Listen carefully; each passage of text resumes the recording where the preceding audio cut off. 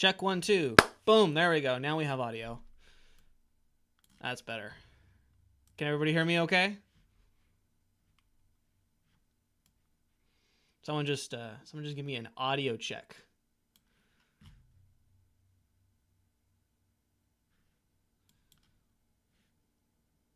Beauty.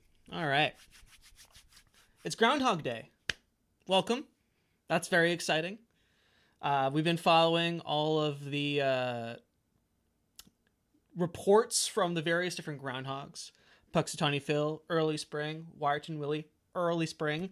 And here in Canada, where it's been unseasonably cold in early January, it's actually quite mild at the beginning of February. But you know what they say, in like a lamb, out like a lion. So we'll see. February is usually pretty brutal for us Canadians. So hopefully we can make it out unscathed. But it's nice and warm, and the snow is melting right now. So we'll see. Anyway, I've got lots that I want to share with you today, lots I want to discuss, lots I want to talk about. I've got the chat open in front of me. I'd love for you guys to pop in and let me know your thoughts and interact with me throughout the stream today. I don't have a hard set time limit on this. We might be here for 45 minutes. We might be here for 2 hours. I don't know. But it's Groundhog Day, so I just want to spend time with you guys and make sure that you get value. And I want to share with you... well, I have a slide for that, so why don't we go look at the slide. So today, I basically want to share with you a bunch of the new stuff that we've been working on. A lot of the new stuff that's been coming out over the last couple weeks, couple days even. I want to share with you some of the strengths that Groundhog has and the best practices moving into the future, and things that you should be doing or might not be doing already that might be great ideas. And finally, I'm going to end off the stream today with sort of my vision and focus on where we're going to be taking Groundhog in the future, features that we're going to be looking at, sort of strategies that we're going to be implementing, to give you an idea on sort of, I want you to feel like you made a good investment. and I want you to stick around. So I'm going to share with you what you have to look forward to, basically. We have a few people on the call. I'm just looking at the chat. So thanks, everyone, for jumping in. I see Mike Roberts. I see David. I see La Rosa. I see Greg. So thanks, everyone, for joining me. I really appreciate it. And let's just jump into some of the stuff. If you have any questions at any point, just drop in, and we'll take care of it. This is a very informal stream, if you can't tell already. So let's have fun. So I'm going to sort of break up today's call into 3 sections. I'm going to be starting off with the new. We're going to be talking about hyperpersonalization, mobile-first email design, email threading, important metrics and analytics, and some other stuff as well. And I'm going to be diving a little bit shallow in some topics, a little bit deeply into some topics. If you have any questions about those topics, feel free to jump in, and we can go mess around in software and dashboards and anything like that. And then we're going to be talking about the good, and this is going to be a little bit more like a pat on the back, self-congratulatory kind of thing. But for anybody who's not familiar with Groundhog, you can learn a little bit about what it is that we're all about and what we're going to be committed to moving forward into the future. And speaking of the future, we're going to be setting some expectations for product direction, vision, and focus. Some hot button topics like AI and split testing and our booking calendar, which everybody who uses it has been waiting for a long time. So all that to look forward to during this call. John says, "Didn't we do this yesterday?" That's very funny, John. For those of you who do not know me personally, my name is Adrian. I'm the guy. I created Groundhog. I still write a lot of code for Groundhog. We've also got other products that I'm responsible for. I'm the chief guy. I do sales sometimes. We've won a few awards. It's pretty cool. So, yeah, that's me. And you can visit my website, adriantobey.com. if you're interested about more. But today's not really about me. Today's about all the new stuff that we've been working on that you want to use in order to get the best results from your marketing and your CRM. And speaking of new stuff, in the background, we're kind of working on some new branding and some new design, and you're going to see a lot of that incorporated into the deck today. For example, like we've got this sort of new font we're working with, and we got a new fill, which is exciting. So this is like our new sort of fill design. We're taking like a steep reversion, so we went from like kind of goofy to like clean and very sassy, but everybody's clean and like very SaaS oriented, and all the websites look the same. So we're going back. We're reverting to goofy because we think that's just fun, and it sets us apart from all the other CRM websites that look exactly the same. And so when people come to Groundhogg, we want them to have a little bit of a different experience. So we're working on that in the background. You'll see that sort of incorporated not only into the website, but into the product as well. I really like him. Just let me know if you like the new Phil. We got a bunch of different designs for Phil and doing different stuff, and he's very fun.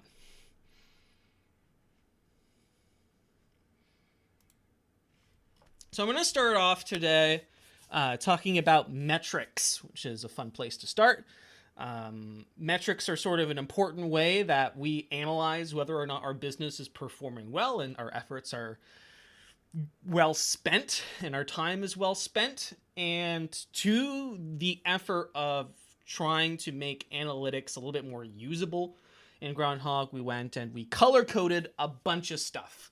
So in all of the performance tables for broadcast, emails, and funnels, we've come up with basically arbitrary numbers about what we consider good and poor and average performance. And we give it a color basically to indicate what level of performance it's at. And then that way, when you're looking at that report, your eyeballs can be attracted to, oh, we got a red square there. Why is that square red? Can we go in and can we improve it? So moving into the future, a lot of our emphasis for analytics will be, yes, the tables are there. We're showing you the color-coded version of those tables so that you can yourself identify as you're looking through. But we definitely want to be in the future being a little bit more proactive about, hey, this email is not performing well, maybe in like a daily email to you about your account, saying, hey, you may want to look at, these funnels or these emails. They're performing below average compared to previous stuff. Maybe you want to go and revise the email content or do something like that. So there's lots of cool things that we can do, but the first step that we're taking is, if you're going through the report, we want you to be able to see what's working and what's not working without having to look at each individual number. You just can look at the color and be like, that's not working. We need to go fix it. So one of the changes that we also recently made in the analytics reports is in the funnel report. This is part of the funnel report. We've separated two numbers. So it used to just be active contacts in the funnel, and we have two different numbers now. We have contacts added to the funnel as well as contacts active within the funnel. Because the funnel reports are date range based, so you can select like last month or last year, whatever.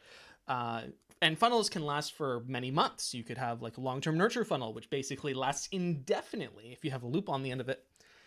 We wanted to show, all right, so these are the contacts that were added into the funnel in that period of time. And then these are all the contacts that were active within the funnel, because they might have not been added, but they might have been active because you have delay timers or what that lasts longer. So those are now two different metrics. And the conversion rate, this is also a change, which some of you may or may not like. We'll find out. The conversion rate for the funnel, which, by the way, if you're not using conversion rates for your funnels, you absolutely should be. Huge missed opportunity if you're not. You can go to any benchmark in any funnel. That's not the first one, and then select. This is a conversion. Oh, let's go back. This is a conversion, and if you don't know that, I can explain it a little bit, or do a little bit of demo. I don't know. Maybe I'll do that immediately after this. I'll go and do a demo, because why not? So for, where was I? Yes, if you're not doing conversions, you absolutely should be. But we made the change that the conversion rate is now based on the number of active contacts that were active before the conversion step within the funnel, rather than the number of contacts added into the funnel. Now, if you have a longer funnel, the contacts added is always going to be less than the active contacts. So you might see a decrease in conversion rates across your funnels.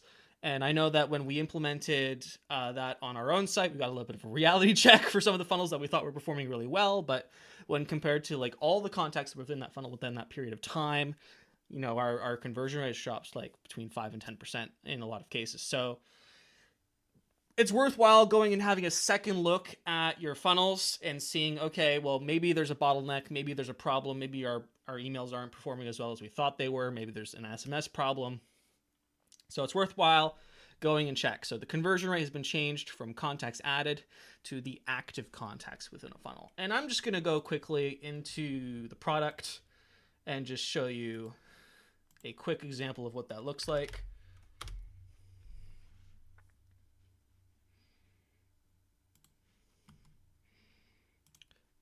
I just got to change my, there we go. Here's our funnel dashboard. I'm going to go in, and a great example, just a really easy one, would be our new lead onboarding template. So this is a really easy one. It's got a form, it's got some emails. At the bottom, we're going to go ahead and add a, let's add deal moved. And then we're going to say when the deal is won, that's a conversion. So if the deal is won, we want this funnel to track a conversion. In the settings panel on the right-hand side, we can select track conversion when this benchmark is completed. And then that is going to notify the report. And the nice thing is that if you haven't done that and you have this whole setup and you're like, oh man, if I just enabled this setting like 3 months ago, I would have all these reports. Don't worry about it. This is all retroactive. So if you go and mark any step in your existing funnels as a conversion, that will immediately update the report. It's all retroactive. If you unselect it, it will no longer consider that in the report as well. So it's not something you have to set up at the time you set up the funnel. So that's really nice. So that is making sure that you're using conversion tracking in funnels effectively so that you can monitor your bottlenecks and make better funnels, basically. Make more money. That's what we're trying to do.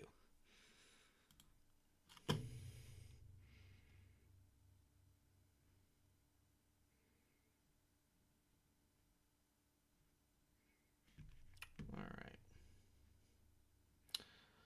I have many windows open. It takes me like 30 seconds to like find which window's got the deck in it. All right. So that is the difference for funnels. I also wanted to talk a little bit about open rates. Now, open rates have had a hard time in the last year, 2 years. And I wrote a few posts. These posts are on the Groundhogg blog. Go read them. They're fantastic. Talking about Apple's Mail, privacy protection, as well as a huge increase in the usage of bots to analyze, open, and click links in emails for lots of different reasons. Primarily just to be a complete nuisance, but also to provide security to the end user. So some spam protection services click all the links in emails and then analyze the content of those links to determine whether or not there is a potential virus or attack vector from that link. So, but a lot of it is just to be a complete nuisance to marketers because marketers ruin everything. And so people want to fight against marketers, which fair enough. But the main question is, open rates still matter? The open rate is much less of a useful metric than it used to be. I certainly don't look at our open rates as a metric of success that our content is working. What is much more effective to monitor as a key performance indicator of marketing success, and I tell this to everybody, it's the most important metric. It's dollars in versus dollars out. Right? And fortunately for Groundhogg, if you're using like WooCommerce or using easy digital downloads, we actually attribute WooCommerce order revenue to broadcasts and funnels. So you can actually monitor that kind of performance. But also, clicks is probably like the second on the list of metrics that actually matter, because it's harder to spoof clicks. And on the subject of spoofing clicks, we do have tools. We have our tracking traffic filter add-on, which is free for anyone that uses Groundhogg. You do not necessarily need to have a paid plan. So if you're just here and you're a free user, you can actually go download that, give us an email address, and we'll give you a download. And you can install that, and that will filter out known bots from your analytics, like click analytics and open analytics and things of that nature. And it will also catch bots that we don't already know about and add them to the library of known bots. And then whenever people try and click links for those, they're going to get a little page that's going to redirect them. And it's very nifty. You can go download that. That is called the tracking traffic filter. I'll bring it up.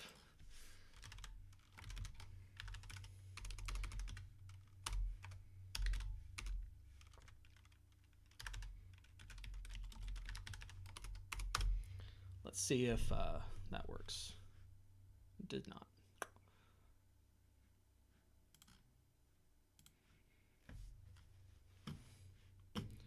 But it is the first on the list, so that makes it really easy. Let me switch our view here. You know, I'm going to add a new one. I duplicate this and then change. Boom, and you can see our holler box pop up. Wonderful. Yeah, so we have this add-on. It's free. You can go download it. Ignore this. Just click on purchase this extension. It'll give you a download link. It filters out basically potentially fake traffic, and real traffic will be able to be redirected after the fact. They get like a temporary page that says you'll be redirected in 3, 2, 1, something like that. And that's how we're dealing with bots and clicks, because it's a problem, it's a nuisance, and it's inflating clicks and open rates. So if you think that your open rates and click rates are unseasonably high, well, that might be the reason.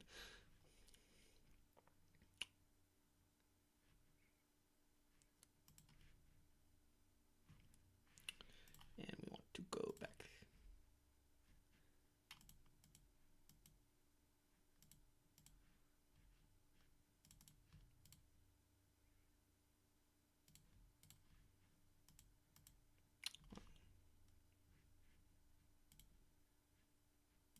Okay. Next, I want to talk about hyper-personalization. When I was researching for today's Groundhog Day, this buzzword kept coming up. And so I have to acknowledge it. It is important. It is a buzzword, because hyper-personalization is basically just means audience-targeted messaging, but highly specific audience-targeted messaging. And there's lots of ways in Groundhogg that we facilitate this. So in the new email editor, we added the ability to conditionally show blocks, columns, buttons, call to actions, images based on the contact search filters, which are available in lots of different places. And we've been implementing conditional logic with those filters as well. From the funnels for a long time, years at this point. So these tools have always been there to help you send highly targeted messaging to the correct people, to the correct audiences. And hyper-personalization is basically just this, is just a more targeted version of that. So think of things like messaging related to recent activity. An example of this might be the, hey, you haven't logged in a while email. The last time you logged in was on X date and you watched this course. Click here to go finish that would be an example. Maintaining up-to-date profile information. So building a list of interests and using tags and using history and using surveys in order to build a complete user profile so that you can send them interest-based offers. Let's say someone goes to your checkout page, again on WooCommerce, we'll use that as the example, and they add a bunch of shoes to their cart. What they probably wouldn't expect is an email promoting a bunch of sweaters, right? Like they'd probably expect And it'd probably be better to send them an email with a bunch of shoes in it, right? So just like stuff like that. It's obvious, but at the same time, like it's missed quite often. So I always just be thinking, I was like, well, is this message being sent to the correct person? And of course, you can use replacement codes to actually personalize the content itself. But hyper-personalization, I think, is more directed to the expectations of the end user for what content they should be served. So, for example, if they're looking at another example would be if they're looking at a bunch of blog posts on your blog about a specific topic. And I'm going to show you a little bit of an example of that actually a little bit later when we talk about our blog post and new integrations that we have with post types and stuff like that. But one example would be if someone is going to a bunch of different categorized posts and they're going to less of a different category, then when you send them a newsletter with a bunch of posts in it, it should probably focus around the category that they were most interested in, and you can use page tracking to facilitate a lot of that. So that's really what this means, and that's what you should be doing if not already. So messaging related to recent activity, maintaining up-to-date profile info, interest-based offers, all things that can already be done in Groundhogg with the new email editor, conditional logic, custom fields, tags, etc., etc.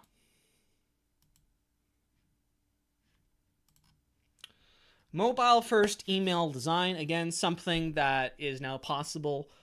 It wasn't impossible with our old email editor. It's just it wasn't a main focus. I mean, all the emails were mobile optimized anyway, but now you can actually optimize emails while looking at a mobile format.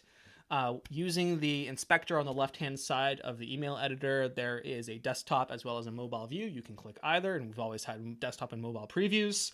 There is the opportunity to toggle specific blocks for mobile or desktop, so you could create two entirely different versions of an email. I'll actually show you an example of that because it's quite cool, and I think it's pretty nifty. If I go to, let's open up this email, and let's say I have an image and a button, but I don't want this button to show on mobile. I can click on advanced, and I can click on responsive, the responsive tab here, and I can say hide on mobile or hide on desktop. So you'll see it actually gets grayed out when it's hide on desktop, and then if I go to the mobile view, it becomes, the regular color again, which is very cool. So go use that and create better emails on mobile. 50%, I didn't come up with the statistic, somebody else did. I think I got the stat from Drip during my research, but 50% of opens basically at this point are now on mobile, with the highest percentage of those being on iPhone. I think it's like 27% or something like that. So mobile should be in consideration. Most of the stuff you're going to make with our email editor is going to be automatically mobile responsive. We were very careful about that. We tested our email templates and blocks and everything on literally dozens of clients. Email Acid was very helpful for that. So yeah, but definitely a consideration, something to think about if you're not already.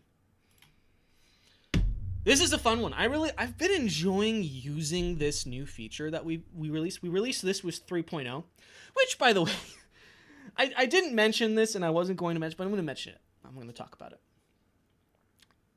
I think it was 4 years ago that maybe it was less. Maybe it was like three or 4 years ago, somewhere in there. I announced Groundhogg 3.0. And I made a bunch of promises. I intended to keep those promises. I made a promise about timeline. And I said it was going to be done in like a year. And 3 years later, Groundhogg 3.0 came out before Black Friday. So in November of last year. And I think it's fantastic. I think we did a really good job. And I'm going to give us a pat on the back for finally getting that and shipping that out the door. And 3.1 and 3.2 are also opening up tons of avenues and possibilities for improving our integrations with other products, as well as improving the state of our current add-on and integration suite. And just one of those ways is email threading, which is why I mentioned it. So this came out with 3.0. Anecdotally, we don't have a ton of stats to back this up yet, but anecdotally, it's been working really well for us in our funnels and our communications with leads and customers.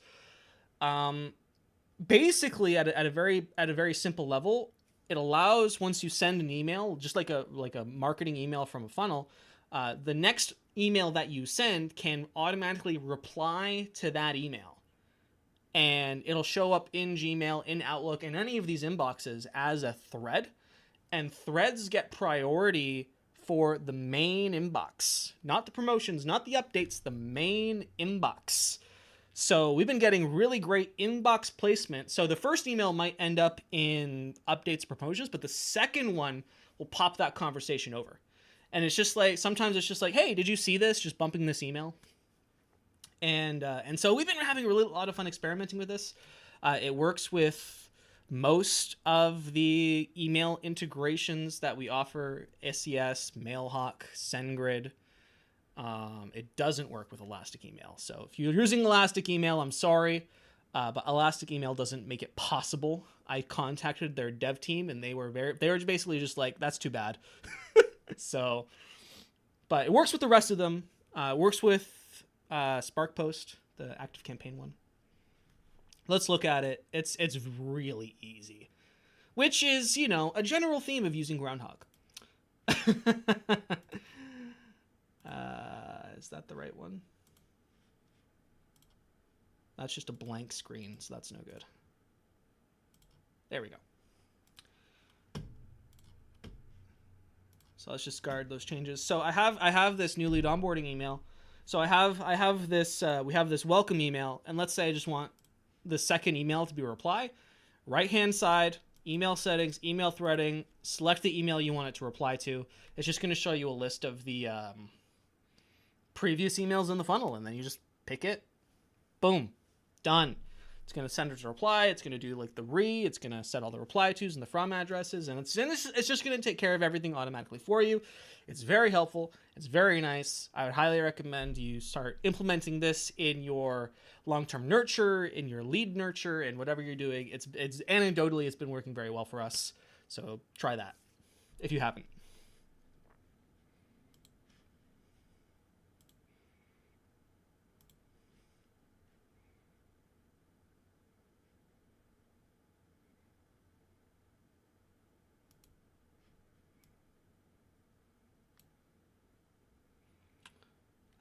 I see John. So I'm just gonna pause, and I'm going to look at the comment section for a second. We're not in a rush.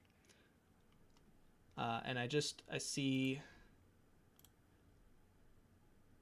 lots. So I'm just gonna go through quickly and see if there's anything that requires my attention. I see a message from John that says conditional content blocks would be awesome. John, conditional content blocks are awesome because that is a feature that currently exists in the email editor. You can go do that now if you wanted to. So it's not would be, it is awesome. So just making sure that you know that. That is not the future. That is the now. That is the new. Alicia says everything in Groundhogg 3.0 feels easy because it is. Garrett says, we all feel the energy. I feel the energy. I'm stoked. I'm stoked about the future. The future looks good. John also says, I would like to be able to add personalization beyond the email on courses and pages. Absolutely. I hear you there. I didn't put this in the deck. It is currently in the investigative process about using our search filters to filter content in blocks like Elementor or Gutenberg. That is investigation phase only. I'm not making any promises on this call. I learned my lesson the first time. But this is just where I'm just gonna let you know that that is something that we have thought about. It is something that is currently in investigation. All right. So let's talk about content and blog integrations. This has had to be one of the most highly requested features that we ever got on our feature request page and on our Facebook group and on office hours and in my DMs and in my inbox. And I released it and I got crickets, people. Nobody cared. I didn't get a single thank you. So I don't know what's up with that. But if you're on this call and you asked for this, I deserve a thank you, and you should put it in the chat right now. Because it was hard and we did it, and it was highly requested, and I feel like it did not get enough fanfare when I sent out the email. That's like, we did this, by the way. So anyway, I'm going to show you a few examples just in Editor, and then I'm going to show you a use case of a media company, of a local media company here in Niagara Falls that I follow. It's run by Alicia. She's on this call, and she said that I could totally share what she was doing. And it shows you a little bit about the content personalization stuff that I was talking about as well, the hyper-personalization in terms of using Groundhogg to send interest-based messaging. So without further ado, let's have a look at that.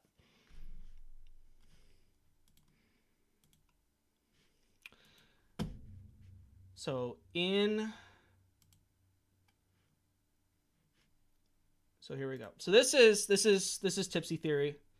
It is a local blog here in Niagara Falls. It's got ads on it, and basically Alicia, she writes everything that's going on in Niagara Falls, in Niagara region, in Prince Edward County, in Windsor, anything related to do with going out and having a drink or doing something fun, having any experiences. If there's an experience going on in Ontario, she knows about it, and she puts it on her blog so that people who follow know what to do, and they know where to go, and they know what to eat, and they know what to drink, and they know where not to go and where not to drink. And we got tons of call to actions on this site. We got subscribe, be the first to know about new things in Ontario. We have, so if you at the top here you can actually change the region and location. So again, if someone's looking, we don't want them to have to sift through all of the different locations that Alicia covers. Just if we want Niagara, which is where I am, so let me just change my filter to Niagara. It's going to show me all the stuff that's happening in Niagara rather than any of the other regions. And she's got all of the content filtered out by different tags. So I'm a big whiskey person, so I can see, all right, what's the stuff going on with whiskey in Niagara, and I can see the various different locations and the events and the activities and experiences that are happening in regards to that. And in the background, what Groundhogg is doing is be like, okay, this person clicked on whiskey. That's an attribute. That's an interest. We're going to tag this person as whiskey so that later they're going to get emails related to whiskey. Hyper-personalization. That's what we're talking about. That's the name of the game. If I go ahead and I click on comfort food, I'm going to get emails about comfort food, right? And so all the different categories that I visit are being built into my profile. Of course, being able to do this requires you actually having lots of content, and that's hard. I get it. And but if you're an agency and you have clients that this is the only thing that they do, you have to be doing this. It's incredibly useful. One of the other cool things that Alicia's doing on the site is if we go to the plan visit planner thing here, we have basically a data collection system, which is very cool. Where would you like to visit? Select one of the following regions. We want to go to Niagara region. And then it just asks us questions blatantly. All right, what are you interested in? Well, I'm interested in wine, beer, and whiskey. And I like to eat, I love brunch. I love comfort food, fine dining, and hamburgers. And how do you like to explore? I like to shop. I like to walk. I like to cycle. I like history. I want to maybe see some hotels and stays. And I like going to the beach. And then it asked me, all right, and all of these posts and experiences are also broken down by price. Filter locations based on average cost. Doesn't matter to me. And then it's going to generate a list of results for me that I can then see based on my interest. And all those interests go where? You guessed it. They go into the contact profile so that we can follow up with this person with new stuff related to those interests. Hyper-personalization at its finest working here. And we can see additional recommendations. So not only do they get this page, but they also basically get this page in email format. So let's go ahead and plan your visit. So this is what like the funnel looks like in the back end. So they actually complete that planner, which is currently custom built, but you could probably replicate something similar with this survey pop-up in Hollerbox. Just going to drop a mention for that. We send an admin notification to Alicia so that she knows someone completed the planner, because it's always nice to hear to get a little pings like, oh, hey, somebody used that. That's cool. And then we send the recommendations. They get the link to the recommendations page. And then as far as using the posts integration, we have the send posts funnel, which you should be using if you're not, if you publish regular content. Essentially, this is a funnel. It loops indefinitely. And every week it sends the blog articles, and these blog articles are filtered by the interests that the person chose. And as well as the region and the location. And if they come to the website and they change that information, we're going to send them the most relevant and most recent updated stuff. So everybody's also always getting information that is personally curated to their interests. Very cool. Thank you, Alicia, for letting me share this with the audience. And always, like, we also have the call to action here to plan another visit, because, you know, people change their minds and they want to go elsewhere. And we're always, like I said, it's keeping up-to-date information, but you have to have a channel or at least a pathway for people to update their information so that you can send them more relevant stuff. Makes sense. That's very cool. And we also have this has been a highly requested feature. We have the post published benchmark. It's in the funnel editor. This has been asked for like 6 years. It's there. It works with posts. It works with custom post types. It works with custom taxonomies for those post types. And you can select your context based on saved searches that you made with the search filters. It is totally flexible and robust, and you're welcome. Use it. It's fantastic. So let's say if you, like, every time you published a new product and you wanted to send an email to the people who have that particular product interest, let's say you publish a new shoe product and you have a bunch of people tagged as interested in shoes, seems obvious to me. You should be doing that. Hyper-personalization in tandem with the post integrations. It works with custom post types, works with regular posts in the email editor. If you're adding posts, the posts block also works with custom post types as well, and custom taxonomies, and you can include specific posts. Nobody else does this. This is just us. We are the only CRM that does this at this level. Well, just going to throw that out there.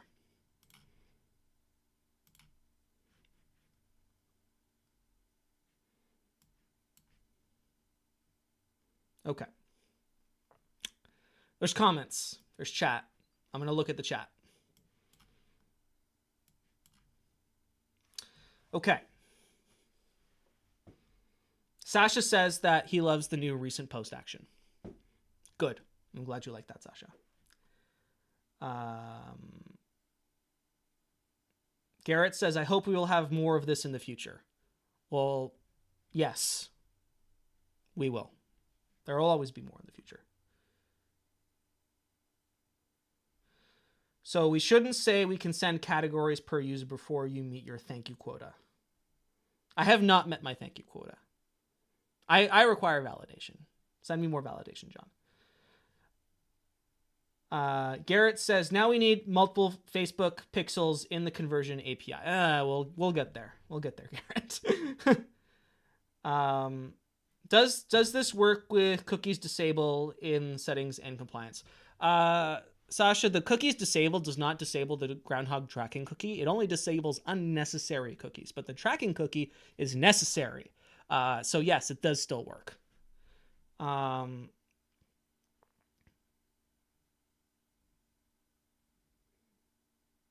With hyper-targeting, it would be cool to have for each target group an own pixel working with the meta. I'm not sure why you would need your own pixel for each group. In Facebook, like you can define different audiences based on user attributes within a single metapixel. That's what we do.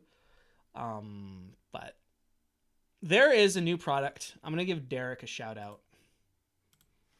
Is it Conversion Bridge? That's what it's called.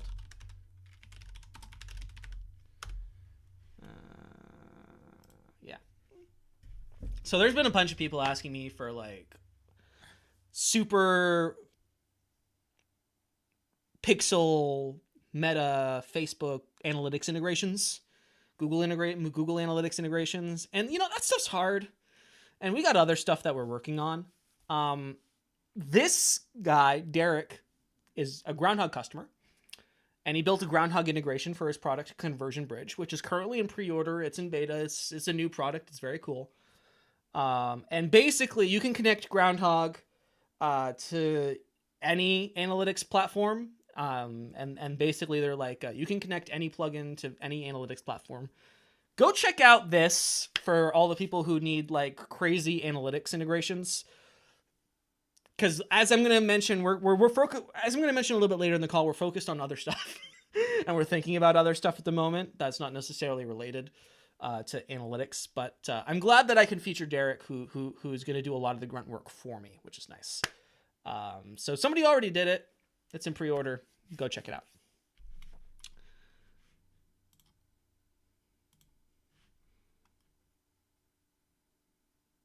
Did I not show? Oh. I didn't. I'm sorry. I didn't actually share the correct window.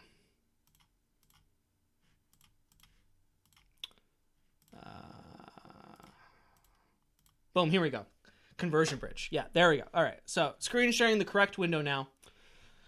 Groundhogg. Did you see it? The logo was there. So you can go check out this guy's product. His name's Derek. He's cool. If Derek's on the call, shout out to Derek. And yeah, so for the analytics people, this is what you want.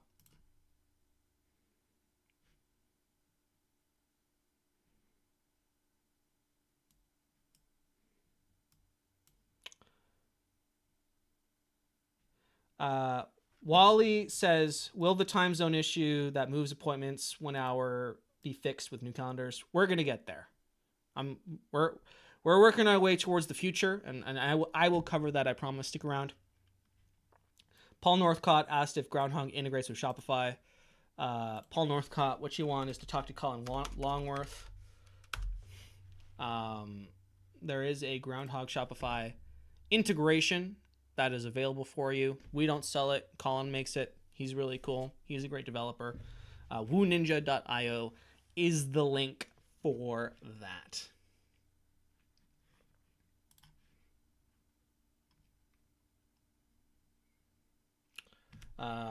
The next wave asks, is there a way to publish an entire post in the email or just the excerpt? Currently, there is not a way to publish the entire post in an email, mostly because post HTML markup is not always email compatible.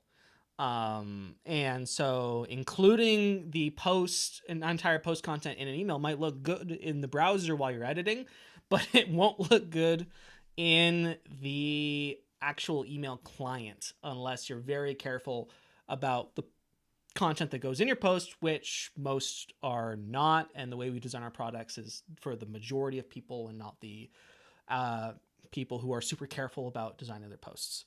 If you want to put whole post content in an email, it's still going to be basically, I'd highly recommend you just write out a post specific email and basically just copy and paste your content into the content editor. So that's sort of where we're at with whole post content.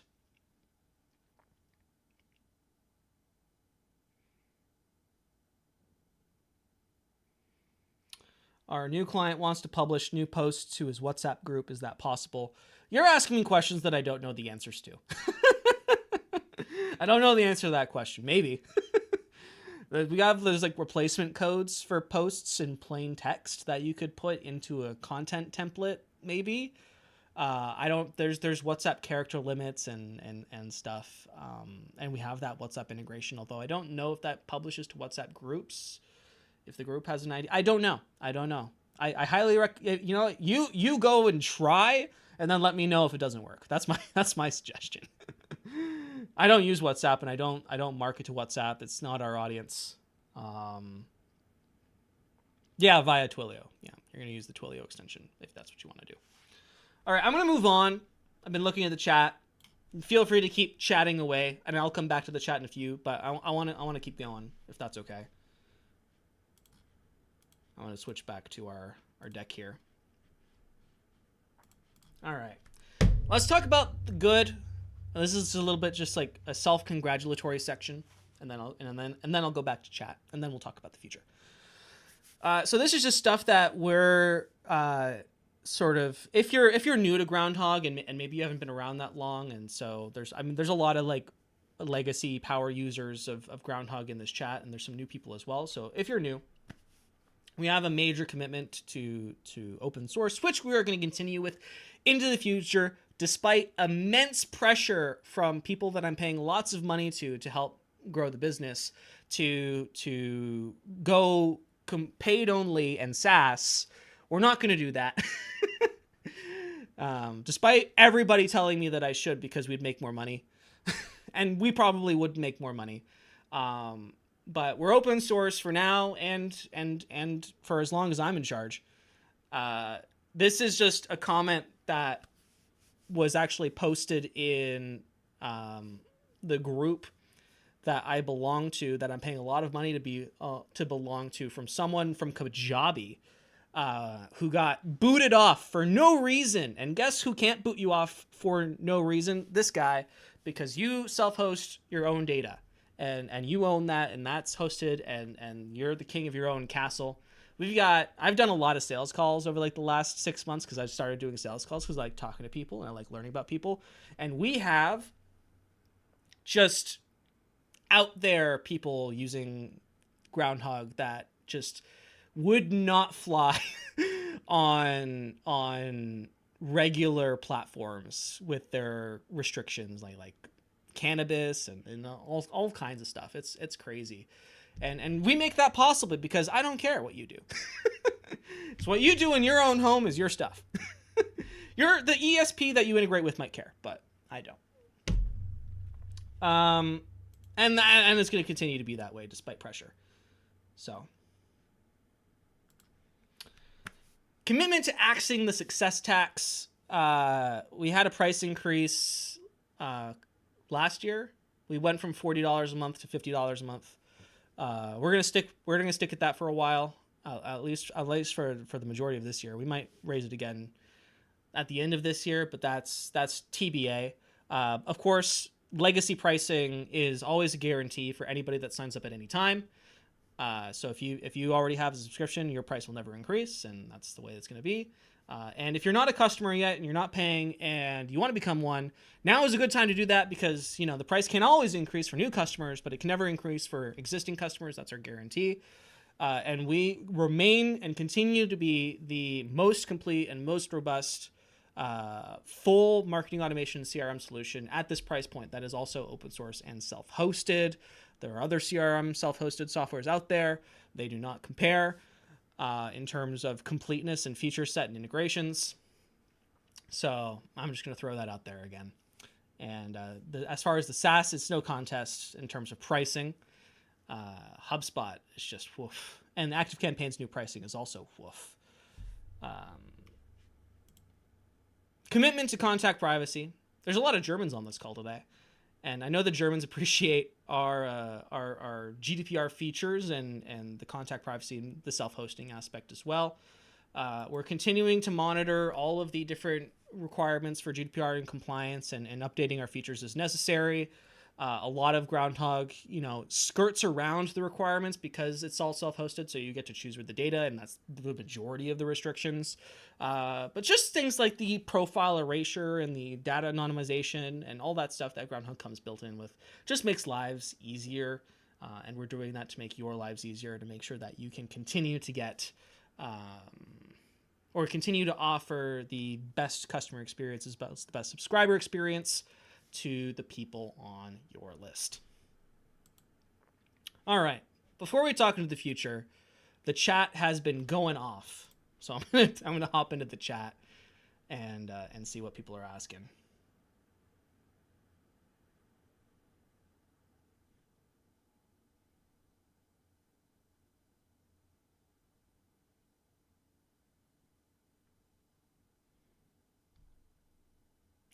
Garrett asks, is there a price safe point so that if we need another agency license, it will be the same price as in the past when we bought that license?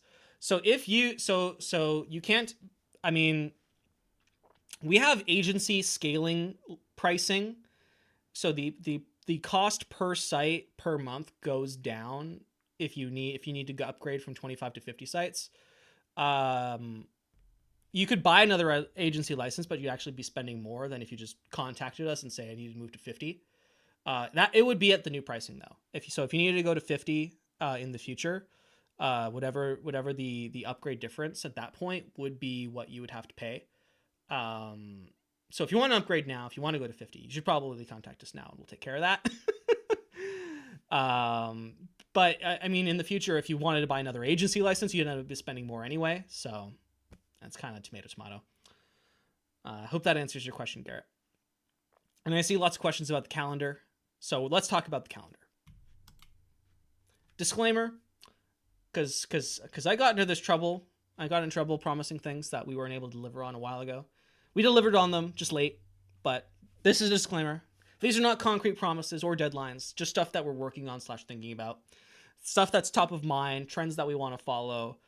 And stuff that's also work in progress. So starting off with the booking calendar overhaul, because that was the number one question. That's the first thing I put in the slide. This is currently a work in progress. We got a new, faster UI in terms of the front end performance, as well as looks nicer. It's just nicer to look at.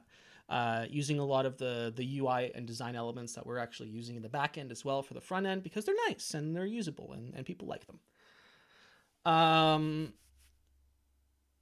The availability algorithm, which is probably the slowest thing about the current calendar, has been completely rewritten and is going to be significantly improved.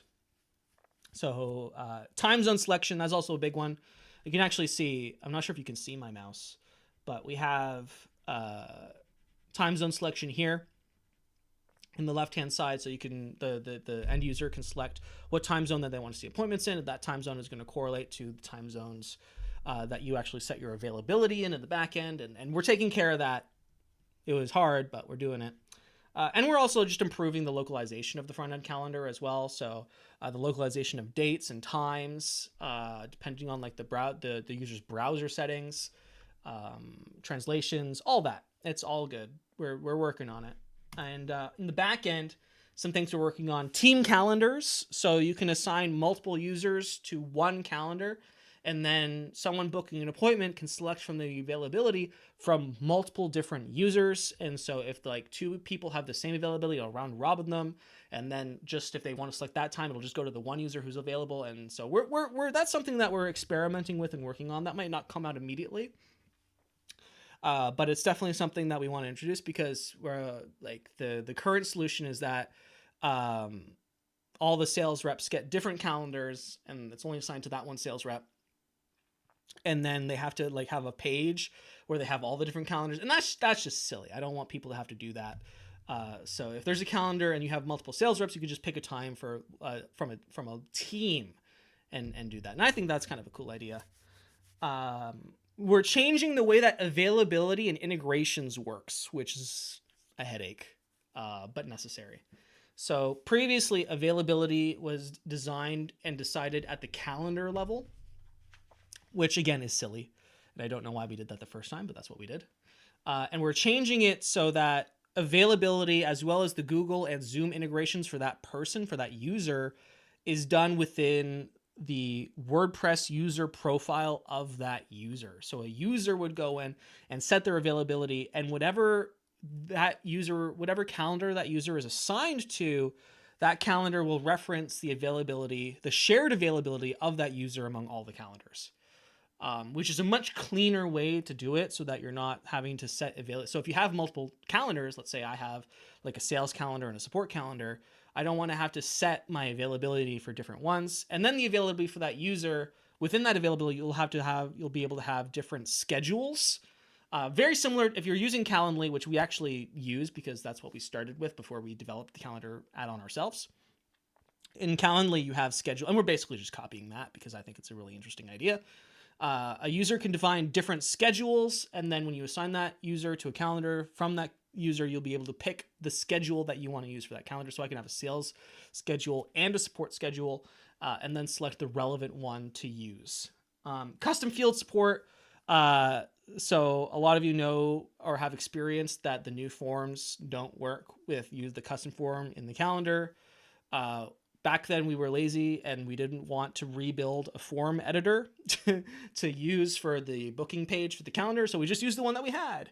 And then we made a new one because the old one was kind of terrible. And then that one doesn't work with the calendar.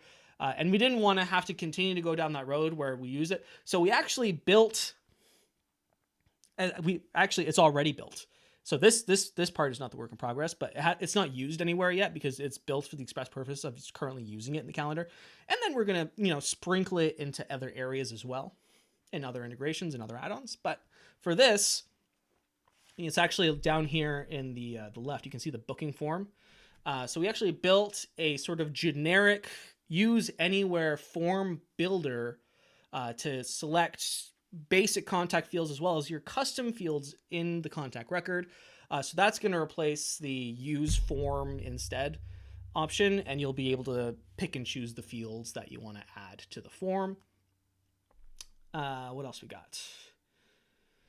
And we totally changed the way that emails for email reminders and follow-up notifications for appointments work. So previously, each email reminder or email follow-up that you created was its own email template. Now what you're going to get is one sort of generic template for your calendar, and then we're just going to merge in content that you write just in the WordPress text editor that has the replacement codes for the appointment information. And that's going to merge in that one template. Because managing like a bunch of templates, like 6 email templates for email reminders, is also silly. And I don't know why we did it that way, but that's the way we did it. So that's getting replaced. You're going to get one template for that calendar, and then you're just going to manage the various different content for the specific notifications, for the email reminder, for the email follow-up, for the admin notification, etc. And so we're really just trying to simplify the overhead of creating a calendar by making user-centric user information, by simplifying the settings interface, by simplifying the amount of work that you have to go into designing reminders and notices for SMS and emails, and as well as custom fields for forms. Okay. There's lots of comments and feedback on this, so I'm gonna take a minute and pause here and look at the chat.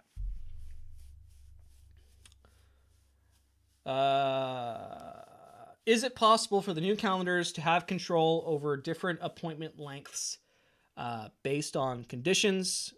That is not something that we're currently working on. That sounds hard. We're, again, focused on sort of creating a consultation level calendar. So creating one-to-one meetings that are of fixed length between two parties. We're not looking to enter the super advanced asset management or product fulfillment scheduling that you might get with like hair salons or rental companies. Like that's not what we're doing. We're more focused on like the Calendly sort of side of it, facilitating sales consultations and meetings between two individuals is sort of where we're focused with this at the moment. I'm not saying no to that in the future, but for at least this overhaul, that's what you can expect.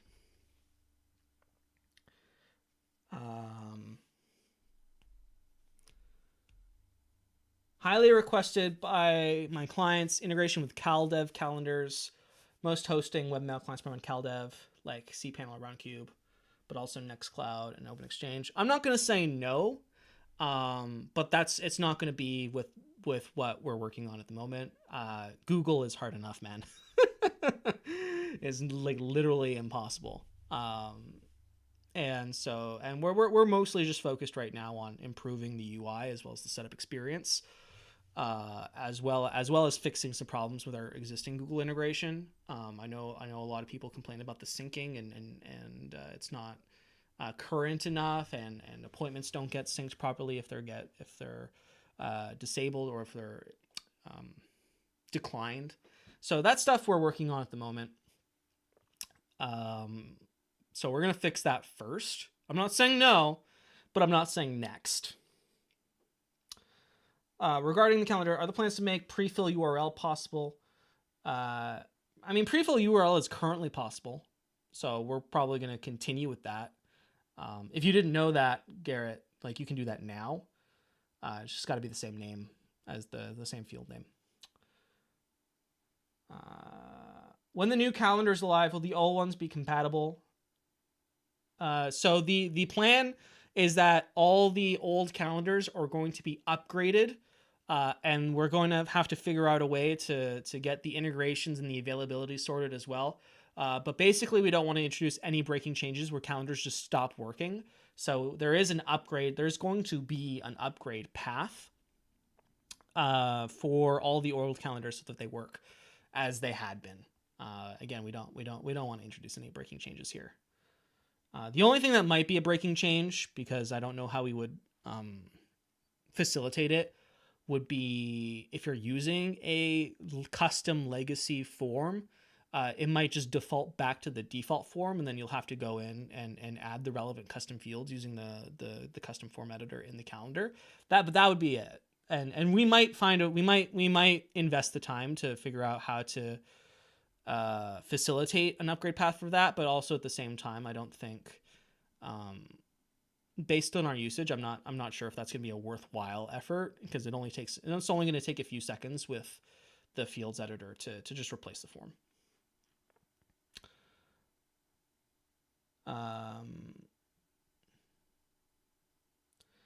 The current one messes up my theme and is no way responsive. Yeah, we know. We know that. So we're working on it.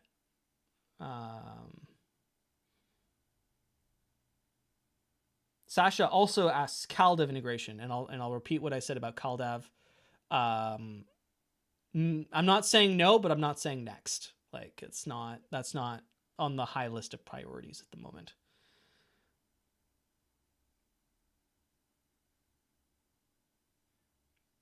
The part where the calendar is in an iframe, will that hopefully be gone? Yeah, well, we're gonna do both. So we're gonna keep the iframe option so that it can be embedded on third-party websites if you want. But we are also going to have it, if you're using the shortcode, it's going to embed directly onto the page rather than showing an iframe. It would be cool to get the appointment ID and full API access to calendar, notes, and pipelines. Pipelines already has full API access. Notes already has full API access. Calendar and appointments will have complete API access when the new update comes out. But pipelines and notes and deals already there, man. Already there. Okay. I think that's it. I'm going to move on now. That's a lot of talk about the calendar. My biggest regret, I regret making this add-on. it's a lot of work to maintain, and it's very difficult. And as you can tell from the chat, people have really high expectations of the calendar add-on. So yeah, but we made it, and now we're gonna work on it, and now we're gonna fix it. So the bet I made. The company's add-on is worth an honorable mention as well. The company's add-on is getting search filters. So in 3.2, we did a lot of work to modernize the search filter system on the back end. It looks exactly the same to you as it did before, but to us on the back end, it's completely different. It's very extensible. It is possible to be used for different assets. You've seen filters now on emails, funnels, the event logs, the email logs. And we're going to be moving them to other areas. So deals, pipelines, and companies is probably the next on our list. So, and we're also going to be investigating company automation. We don't know exactly what that's going to look like yet, but it is a highly requested feature. There is a lot of tech debt, which is going to probably cause it to have a workaround of some sorts. One of the ways that I'm thinking is that we have like a primary contact for each company. So if you want to like add companies to a funnel, it just adds the primary contact to that funnel. That's one way that we're thinking about it, which I think is probably like a happy medium that, you know, allows us to do that even with the technical debt that we have. Yeah. So, worth an honorable mention. Have you considered supporting external add-ons for the calendar? I don't know what that means, John.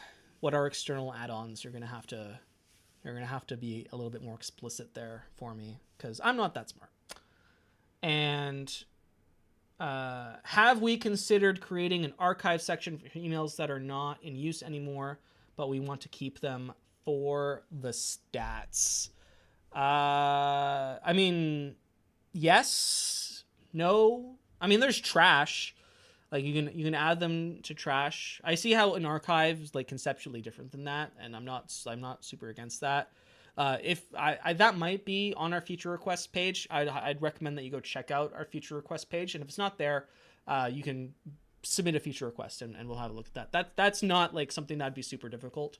But we're going through our priorities at the moment. So, yeah. Feature request page. That's my recommendation to you. Are you making... Oh, you are making my life as an agency so much easier with those calendar updates. Thank you. Thank you, LaRosa. I appreciate that feedback. Bookly or Amelia, for instance. Both of those can be integrated with webhooks at the moment. We don't have like any special integration with them because we're busy enough working on our own calendar add-on, but both of those currently support outgoing webhooks, and you can use them with the Groundhogg webhook listeners as sort of a workaround at the moment, which isn't even a workaround because that's the intended reason that we invested so heavily in like good webhook functionality in the first place. So definitely go do that. Charlotte says the calendar reason is why we purchased Groundhogg in the first place. I'm sorry. I know. Everything else in Groundhogg is so good, and the calendar is just mediocre. But we're working on it. We're fixing it. And I'm sorry that it's mediocre at the moment, but it's work in progress. I appreciate the calendar add-on a lot. Is it possible for the new calendars to have control over different appointment lengths based on conditions? I already answered this question, but I'll answer it again. No. that is at least not for the next update. Like I mentioned earlier, the calendar add-on is focused on creating one-to-one connections of a fixed length, very similar to Calendly or Amelia or like any of those other like consultation-focused booking calendars. In the future, I'm not opposed to like doing like an event-based selection where you can select from one from many of different appointment lengths, and then creating a UI process from there. That's something we'd have to like deeply investigate though. At the moment, our priority is fix what's not working and make what is mediocre better. And rather than introducing sort of new functionality, we want to make sure that the existing functionality is 100% usable and user-friendly and is a joy to use.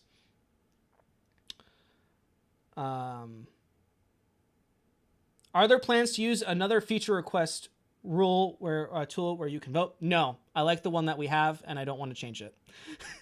And I was I was like really resistant to doing like a feature request page and like a roadmap and all that stuff, and I've become less resistant over the years. But the way that our process for handling features that works internally is currently using that feature requests page, and the so that feature request page is pulled directly from our internal dashboard of managing features that we're working on. And I like it that way, and it makes it really easy to update, and it reduces a lot of the admin overhead for our small team. So no, we're not going to introduce a new one at this point in time. I will consider your comments, Garrett, an upvote for a new feature requests system. But on the list of priorities that we're currently working on, that's not high up on it. I'll just be honest with you. we got other stuff that we want to fix and work on first. Okay, so now we're getting into the more experimental stuff. And stuff that's not works in progress, and the stuff that we're thinking about conceptually, directions where we want to go. None of these are promises. None of these are even like concrete ideas, but sort of just directional headings that you can expect to see in the future at some point, given that, you know, we finished the stuff that we are currently working on.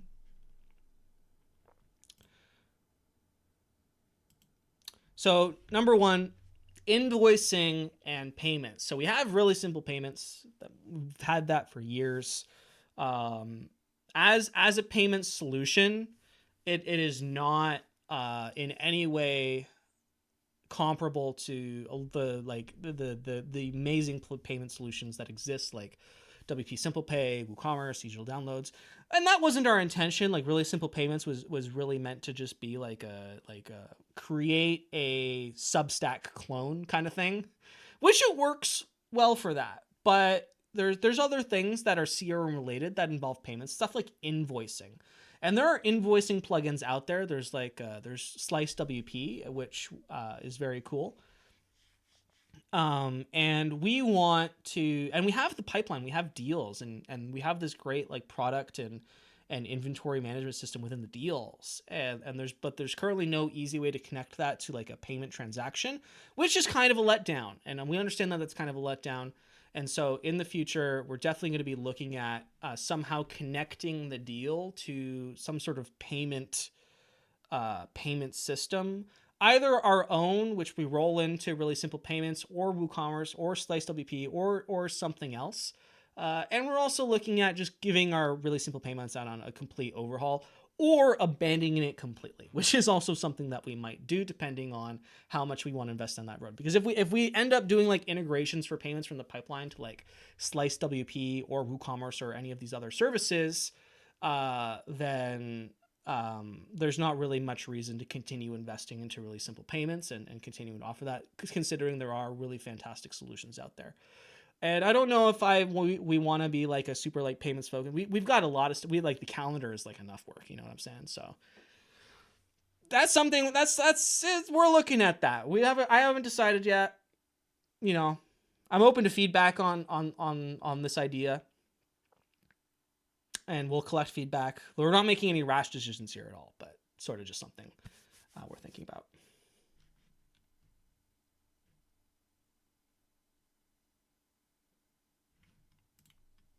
Okay, so that's invoicing payments. If there's any if there's a Sasha says for invoicing, there's also a newish plugin called Propavoice. This is a very fun thing to say, Propavoice. Yeah, well, we're open to feedback or suggestions on this issue. We want people to be able to go from deal to payment and then have the deal won when like a payment occurs. Like, that's something that I think would be really cool. It's not like I don't think like I haven't received any like major complaints from people about it, but I think it would just make the process easier. Okay. Interactive emails. Now, I went down a rabbit hole researching interactive emails, and they're very cool. And very few email marketing providers like support AMP for email. It's come a long way. And I think the only person that's like doing it well is Mailmodo, and everything else is custom. And there are lots of opportunities for really cool interactive email elements, leveraging WooCommerce, leveraging easy digital downloads, posts, the calendar add-on, and like tons more cool stuff that theoretically we could leverage and provide in a distributed model. There's a couple roadblocks to this. Number one is AMP for email requires verification from Google themselves for senders. And I don't know how strict the regulations are. I looked into it, and I already submitted ourselves. I haven't heard back yet, but there's some hurdles there. And so offering this sort of at a global scale may not be super feasible for everybody, because Google might be like approve some people and disapprove some people, and that kind of blows. So I don't know. I don't know yet. But it's definitely something really cool. And our new email editor could support AMP without, like, we already did the legwork for features like AMP interactive email design. We already did the legwork. And so adding interactive elements is definitely something that would give Groundhogg a leg up in against a lot of our competition. So we'll see. It's very interesting. It's very cool. If you don't know what interactive email is, by the way, it's basically creating like clickable, touchable, expandable elements within emails that pull dynamic content directly from your server. So it's not static email. It's like a dynamic email that's based on server content that exists. And this also blends into the hyper-personalization of emails as well. So, and some of the main inboxes now support AMP. So Yahoo and AOL support it. Google supports it. Mail.ru supports it. So there's a few inboxes now that support it. Outlook will never support it. But there's HTML fallbacks for that. So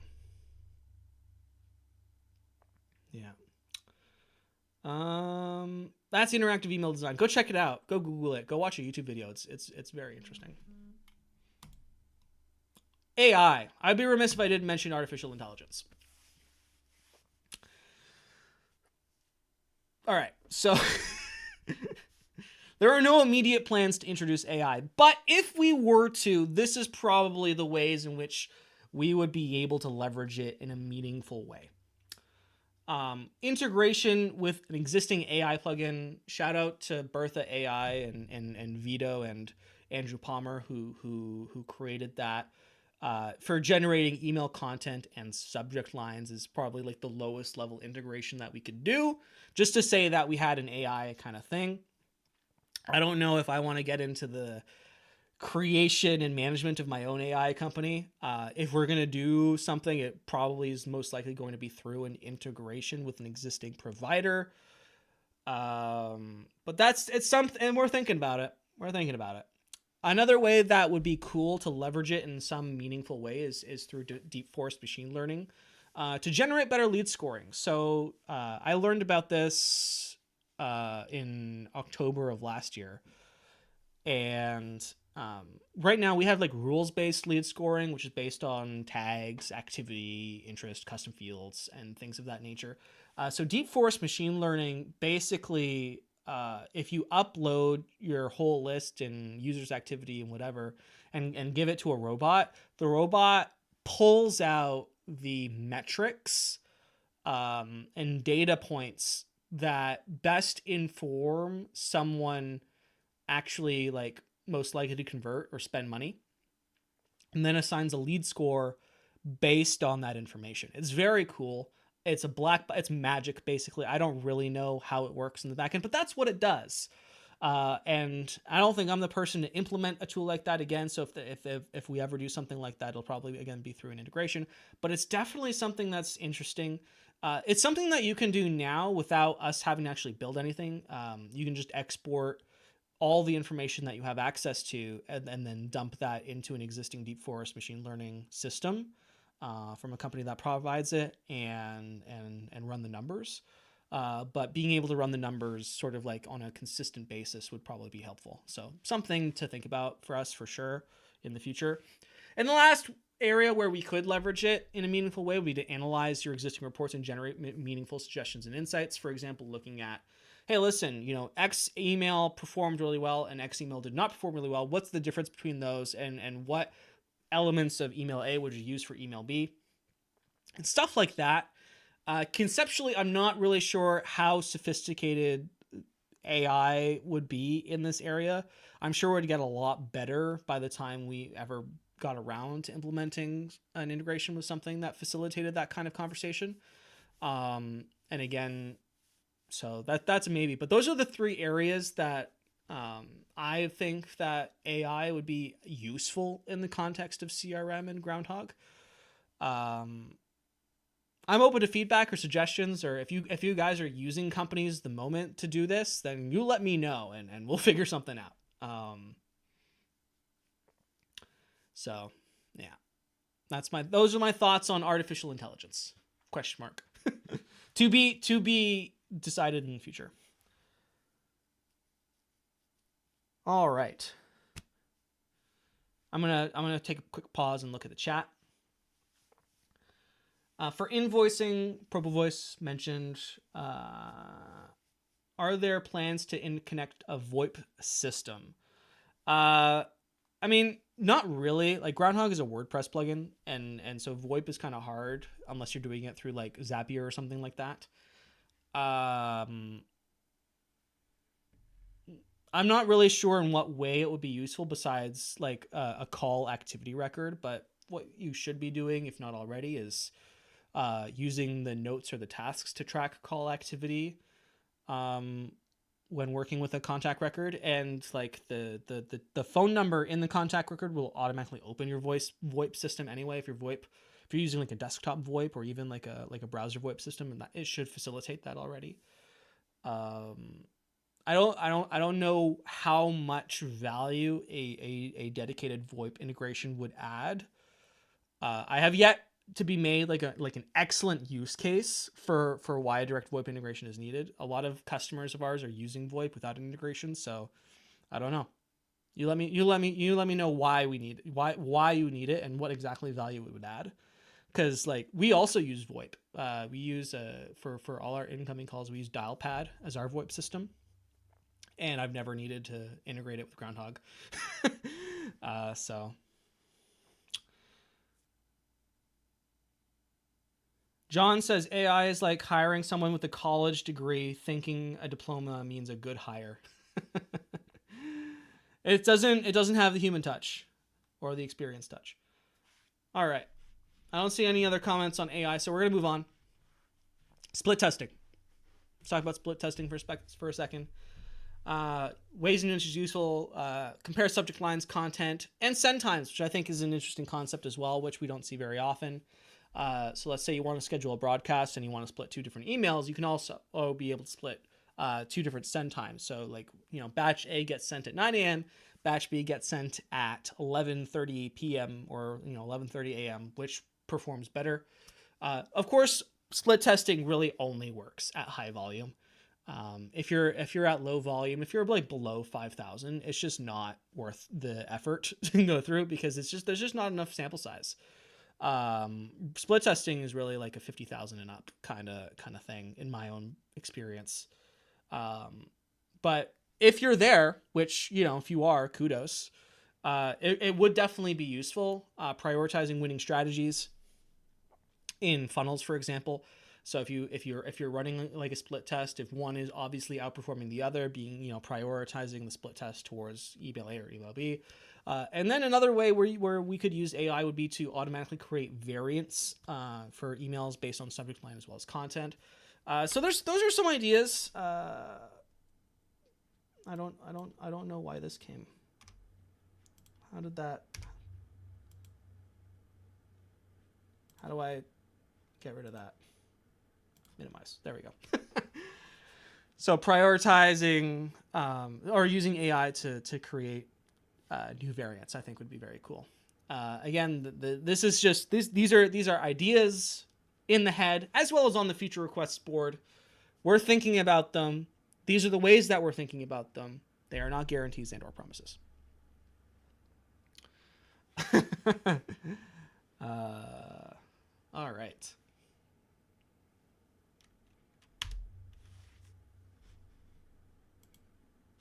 Content spinning. This was a suggestion that somebody made, which I haven't actually heard of before, like until recently. Which is like generating subtle differences in email content to have a more organic feel, which is an interesting concept.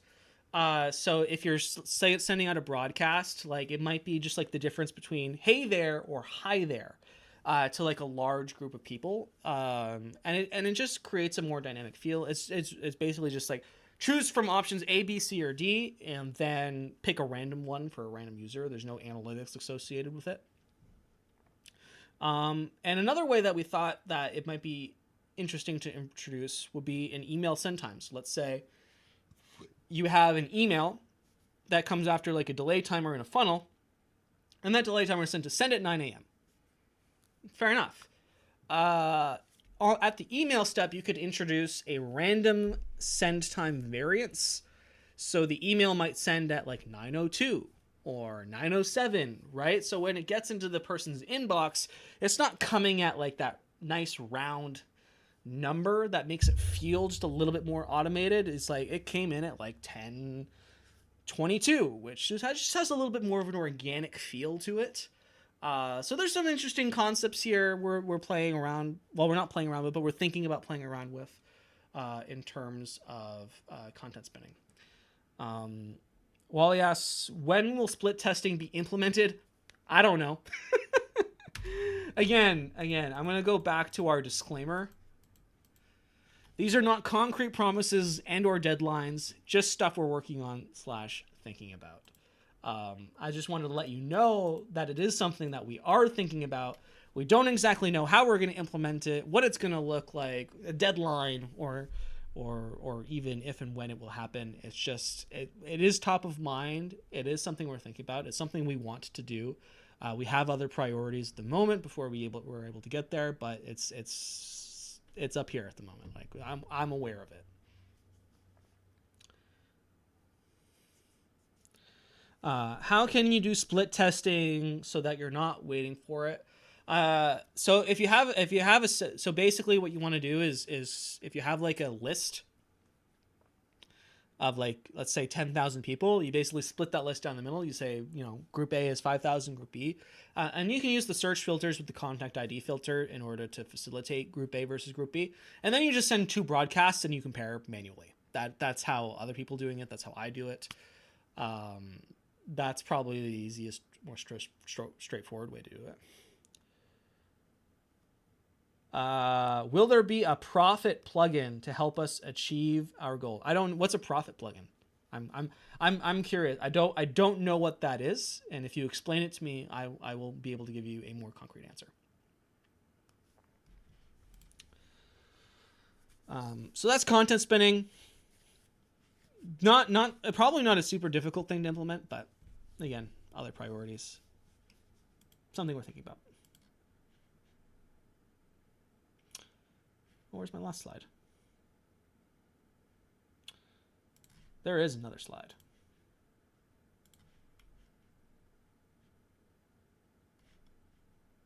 There we go. I found it. So that's it. That's the good, the new, and the future. That's what we're thinking about. That's what we're working on, and that's what we've created in order to help you get more out of Groundhogg and improve your results and just generally, grow your business. I hope you are enjoying using Groundhogg, and I hope you are hopeful and I hope our future looks promising. I feel like it's promising. I feel like there's lots that we have to grow and expand and help. So I'm just gonna open the floor. I'll stick around as long as there are questions, and then we can, everybody's busy. We can get back to our busy days, and continue to create value for the world. Chat open. I'm looking at the chat.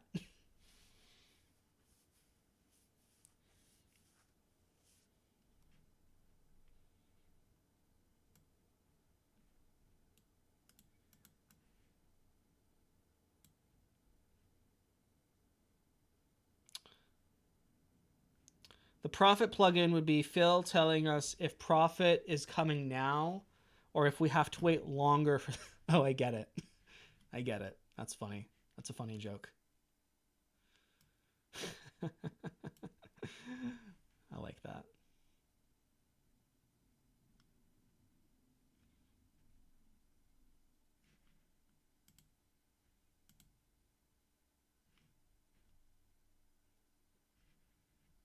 Any estimated time for the releasing of new calendar add-on? Not date specific, but like 1, 2, 3, 6 months. No, I'm sorry. I'm not making a hard commitment. I hope sooner rather than later. It is our next project on the docket. I mean, we're always working on like our core product and improvements and bug fixes and patches and stuff there. But the calendar is like our next big project that's in progress. So it'll get done before any other major releases. I do not have a timeline associated with that. And I'm not going to promise one because last time I did that, I got in trouble. Thank you for your honest and humble presentation style. You're welcome. I'm glad you appreciate it. Says Michael. Marcello or Marcelo. I'm sorry if I said, I'm sorry if both of those are wrong.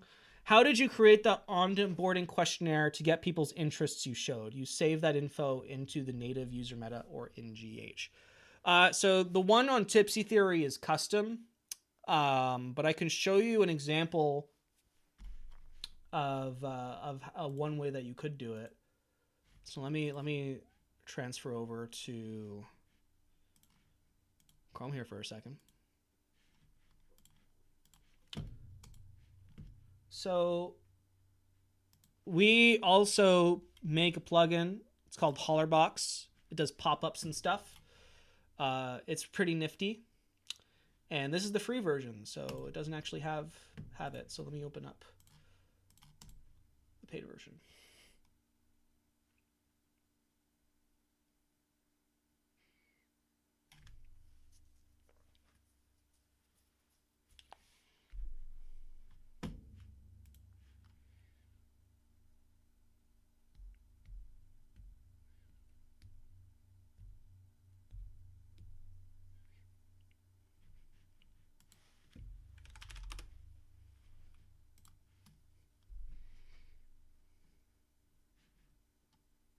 I'm going to zoom in a little bit so my screen doesn't look so freaking small. There we go. All right, so if you got Hollerbox, which is, again, a plugin that we make. It's a different company than Groundhogg, technically, so you have to pay for it even if you're a Groundhogg user. But if you're a Groundhogg user and you want Hollerbox and don't have one, I will give you a 30% off discount code. Just come ask me for it. I'm not going to share it on this call, but if you go to the chat and I know who you are, or at least I can like look you up and see that you're an existing Groundhogg customer, I will give you 30% off. So offers open. In Hollerbox, we have this pop-up template called Pop-Up with Multi-Step Survey. If you go ahead and click that, it has the ability to create multiple choice survey questions as well as long form and short form answers. So one thing that you could do is like, what are you interested in? And then you can select from choices or short text or paragraph text or like yes, no buttons. But for like a survey, you'd be able to create various options. And so one choice would be like, I'm interested in food, or I'm interested in yogurt, which is also food, but I couldn't think of anything else, or beer, or wine, or tequila, right? So those would be some choices for you, and then you'd give it like an internal name, which was going to be used to like add it to Groundhogg later. food favorite choice, and then it's going to look something like this, which is really clean. And so you can use this pop-up. So if like someone's like clicks like a start survey button, you can use the on-click trigger to select your start button wherever you put that on your page. And then they click start survey, they choose that, and then they have an email field. So if I click on one of the survey questions and I want to go to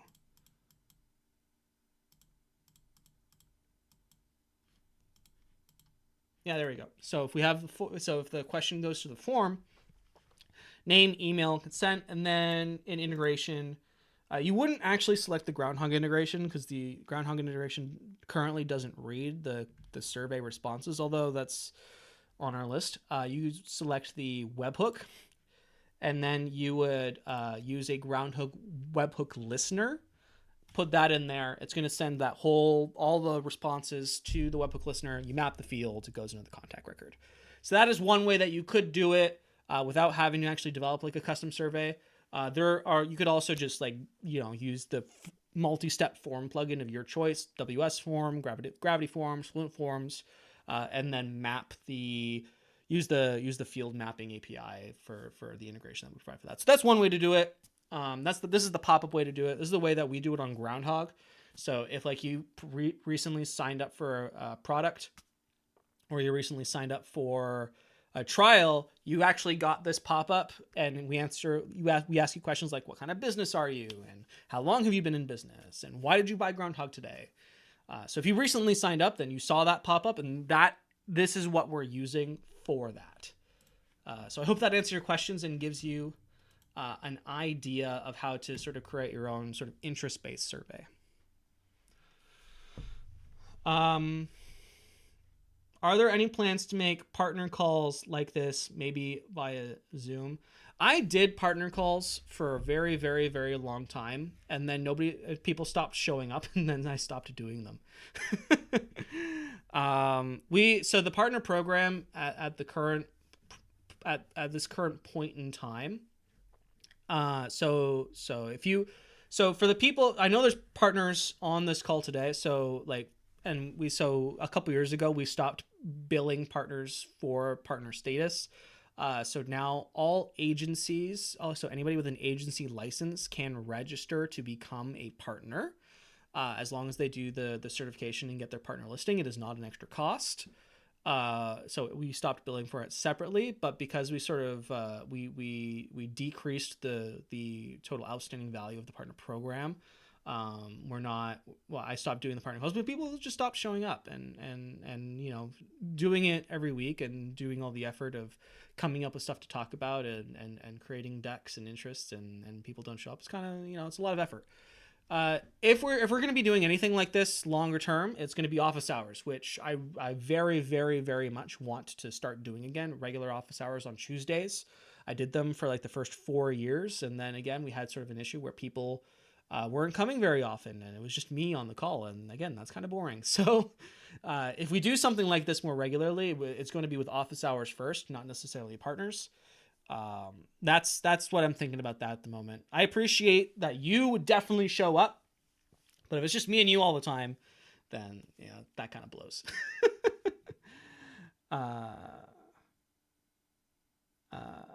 I'm just wondering, you guys are doing a great job. How many developers do you have? I'm a developer, and we also subsidize my work with agencies, and agencies developing features and doing cool stuff. I'm actually the only developer on staff, and then we augment our development team with people from other companies, and that's how we're currently. I've hired like tons of developers over the years, and I've had mixed results. If you've been around a long time, you know that in 2021, while developing 3.0, after I made a bunch of promises, I spent $100,000 over the course of 8 months on a bunch of high-profile developers, and then got absolutely nowhere. So now our developers we have like quality control practices and stuff through agencies, and that's how we're sort of augmenting our development, and that's been working quite well with 3.0 and with all the other stuff that we've been working on. So we're happy with the way that it's currently working with that. Um,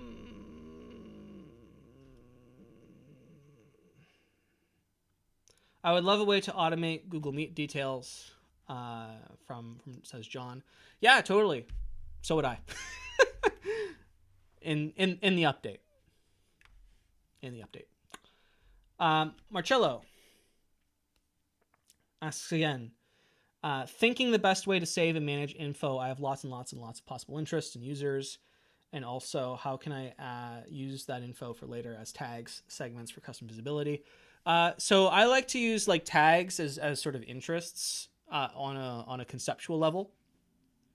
So if like if I'm interested in food, wine, and beer, then I would probably add those as tags because those are one of the most accessible data points for segmentation and whatnot in Groundhogg. So that's probably what I would go. I wouldn't do interests in custom fields just because they're a little bit more resource intensive to use, and tags, like doing like tag based queries, is incredibly fast. It's definitely the fastest way to do it. So and speed at scale is always a consideration.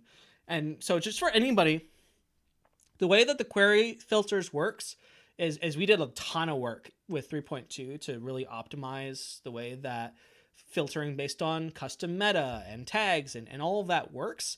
The fastest query is purely a tag based one where it's like tags includes A, B, C, or D. Like that is the fastest one. And so if speed at scale or performance is a consideration, if you can use tags, then that is the fastest option. Of course, tags are not always viable. Meta queries are also very fast now. They used to not be. They're very, very, very fast now. They're just not as fast. So it depends on your use case. But if you have like 3,000, or sorry, not 3,000, like 10,000 contacts or less, that's not even, I wouldn't even worry about it. I wouldn't even consider worrying about it. Yeah. I hope that answers your question, Marcel. Are there plans to integrate Hollerbox into Groundhogg Agency? No, it's a separate company. You have to buy it. I'm sorry. It's a separate product with a separate team, with separate people working on it. It's built separately. End of story. Beer is also food, though. Beer is food. I agree.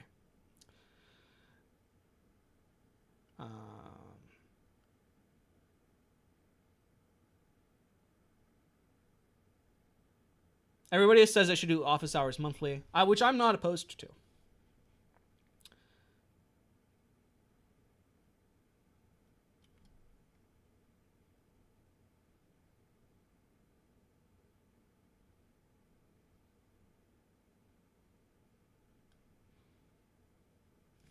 For calendars, I know we can use webhooks to connect to external ones, maybe some integrations to easily pass the data in a GA similar to Fluent Forms. Yeah. Yeah, that's not really a question. That's more like a statement. Is there a limit for tags? Like if I'm saving these interests in a bunch of tags, can I have like thousands of tags? Well, first of all, if you have thousands of interests, then you don't have interests, right? Like, if you have thousands of interests, you don't have interests. That's what I have to say. Like, if yeah, focus, right? There's interests that are helpful, and there are ones that are not. You just have the ones that are actually useful.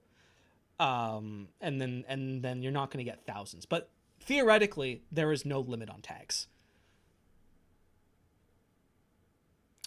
I want to address this question. So if I'm the only developer, which I'm technically not, because again, we augment our development team with other agencies, we do have a disaster plan. I'm not going to tell you what it is, but we do have it. And the beauty of our product is that it is open source. All of our stuff is on GitHub. We have a disaster plan for if something ever happens to me for the GitHub agency. Like, other people have access to the GitHub organization for all the private repositories. Like if something would happen to me, like the Groundhog as a company would get sold, and we have that person who's would take over. Like, so it's all good. If you're worried at all about that, don't. I already did that work. So you can rest easy knowing that if I were to get hit by a bus tomorrow, which God forbid, knock on wood, that you would be in good hands. Groundhog would continue to function as a company normally. There'd be a change in leadership, obviously, and maybe a resulting change in direction, but hey, that's life. I could sell Groundhog too and not have the same thing would happen. So I hope that makes you like rest a little bit easier. We have our disaster plan. I'm a responsible business owner. We file our taxes. Like, don't worry about it. Integration with Outlook for booking calendars. Again, maybe not next, but maybe after, but not next. Like we're just fixing and improving what we currently have, and then maybe. I'm not saying no, but I'm saying maybe later. In terms of Outlook. Email archives for public visitors. This is an active feature request. It's not planned. It's currently considering. The way that I imagine or theoretically we would handle that is we have this new lovely campaigns feature, which I didn't actually talk about today, but it's a great way for managing your marketing and email assets. One way that I theoretically think it would work is you would be able to have like a short code or like a block or something for emails or assets related to a specific campaign, and then embed that on a page somewhere. And then it would show all the emails in that campaign. The only reason that we haven't like gone deep into the whole email archive thing is that emails can often be highly personalized. And if the contact is missing that data, then the emails that they're looking through are not necessarily relevant. But now that we have the campaigns feature, you can actually go and select what emails you want to show in that archive, so that only like your most basic of like newsletters basically can show, or things that would be relevant of that nature. We do technically already have an email archive that is accessible through the view in browser link, which shows all that contact history of all the emails they have received from Groundhog, funnels, or broadcasts. That actually kind of exists already. It's not like a publicly advertised area. It's just if they can get there through the view and browser link. But I'm not opposed to the whole email archive thing now that we have the campaigns feature. So it's in considering. It's something we're thinking about. No promises and no deadline.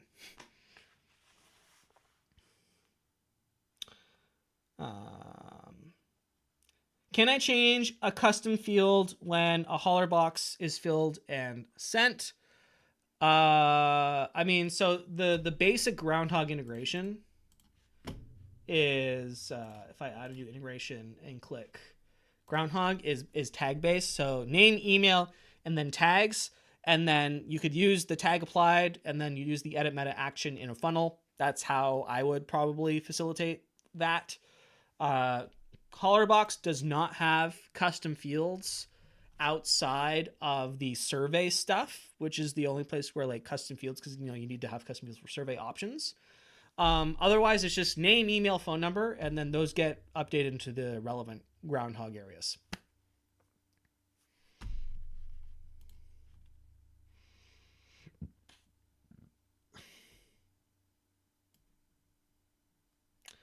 Marcello says, I'm building a travel website with thousands of destinations, and people can be interested in any of them.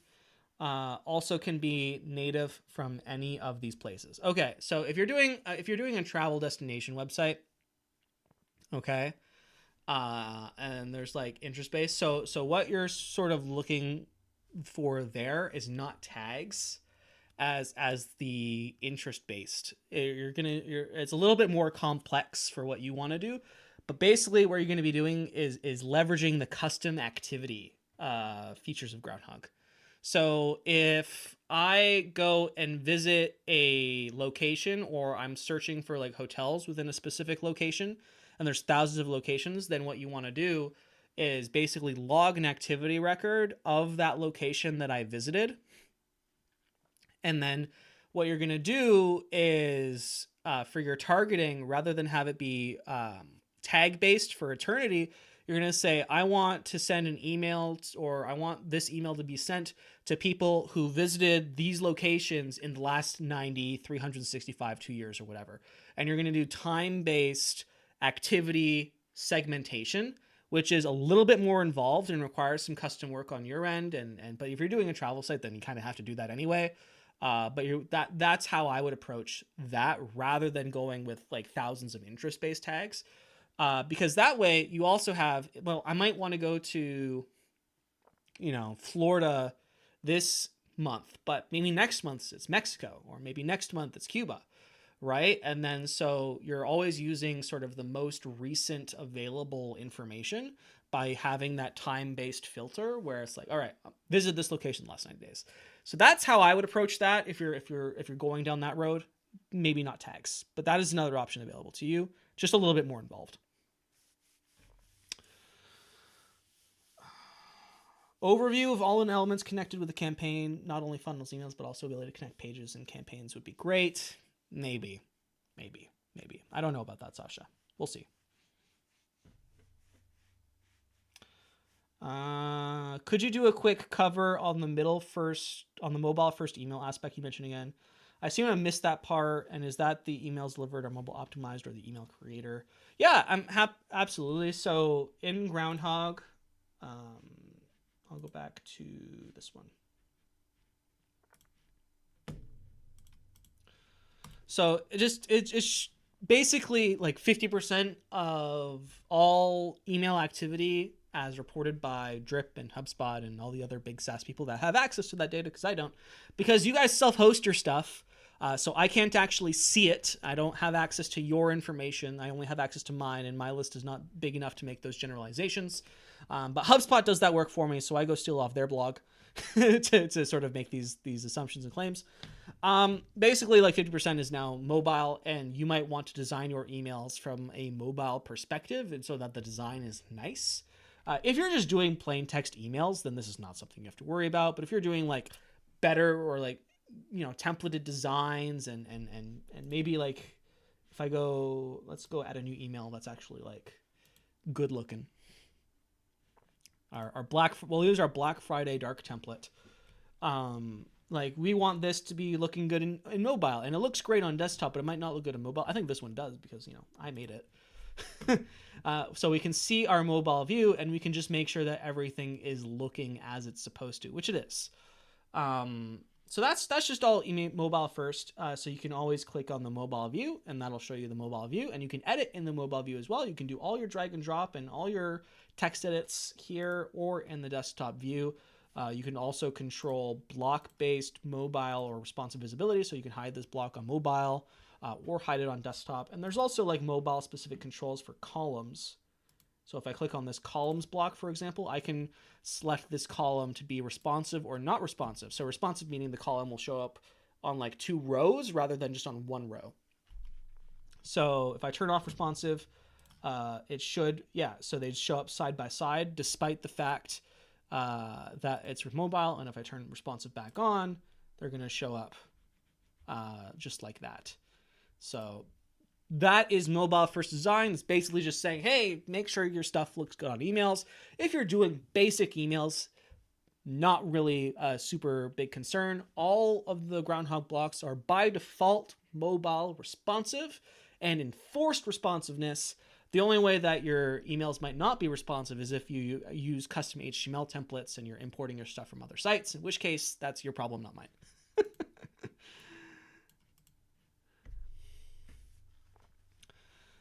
So I hope that answers your question, Matthew. In the email editor, is there replacements codes anywhere? I always need to go to the funnels to fetch them. Oh no, I am so, okay. That's terrible. All right, so I got a text. Where's my text box go? There it is. Okay, if you didn't know this, so when using the text editor, number one, you can always click this guy above the text editor to the left to insert replacement codes wherever you need them. So that is always there as an option to you. So, or or this works anywhere. If you're on a PC, the short code is Control Shift and then open bracket to get an at cursor replacements box where I can just type in if I want email, and then I can select that using just the arrow keys and the enter bar, and that will insert text at cursor. And I can get my confirmation link. Boom. Right? So that is Control Shift open. On Mac, it's Command Shift open. So your little command thing. And that works anywhere. I can put that in buttons. So if I want to go to a button and we have the replacement codes here as well. But again, insert at cursor,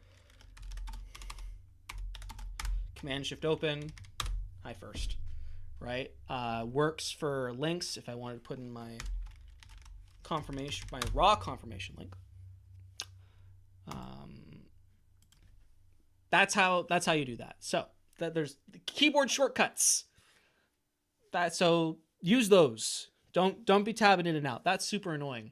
I'm so sorry you didn't know about that. We tried to tell people about that. It's one of those like little things that people don't know. That's like, so I use it all the time. It is my favorite keyboard shortcut. Control Shift open bracket, and then select, and boom, that's just magical. It's magic. It's wonderful.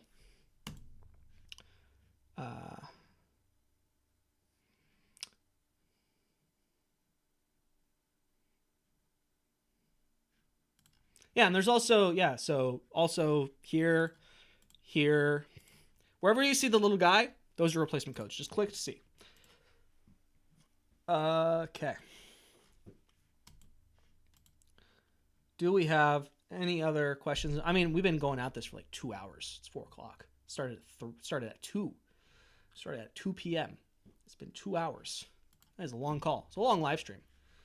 YouTube's going to boot me off soon. I don't think they actually do that. I think I can stream indefinitely. But I don't see shortcut not working on Mac here. Well, that's just too bad. I'm really sorry. It should work. I've tested it on Mac. I don't know. It should be Command Shift open bracket. That's what it should be. It has to be like in a Groundhogg page. Like try it in the email editor. If it's not working in the email editor, then there's something wrong, and that blows. But it is working when I test it on Mac. I don't use Mac. I use a PC, but I've tested it on Macs we have in the house. Okay. Do we have? I'm looking at the. I just got the stream going on. Yeah, that's what it should be. Command Shift open bracket. That's what it should be. I'm